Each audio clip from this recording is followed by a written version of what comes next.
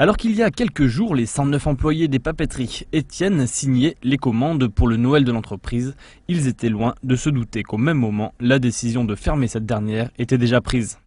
Si le groupe américain International Paper invoque la crise économique pour fermer sa filiale arlésienne, d'autres penchent plutôt pour une opération financière sans scrupules. Ce jeudi matin, Michel Vauzel, député arlésien et président de la région PACA, était sur place pour apporter son soutien aux salariés des papeteries Étienne. Alors d'abord, je pense qu'il faut que les travailleurs ici, avec leurs syndicats, voient et examinent bien quelle est la vraie raison de la fermeture de l'entreprise. S'il s'agit d'une affaire financière, ce n'est pas une nécessité économique. Ça change tout dans le combat qu'on aura à mener.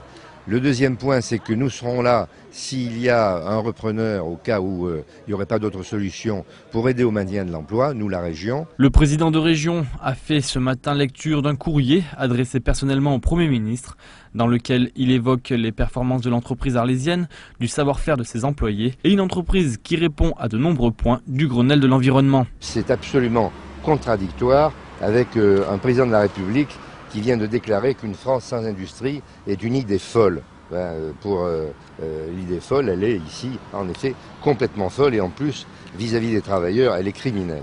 Donc je vous laisse cette lettre, c'est le premier point, c'est qu'on n'acceptera pas qu'il n'y ait pas une table ronde et que les choses se passent comme ça d'une manière qui est attentatoire à votre dignité et puis qui est inacceptable. Ça nous a beaucoup touché que M. Vauzel soit venu aujourd'hui auprès de nous et il nous a laissé passer un message d'espoir.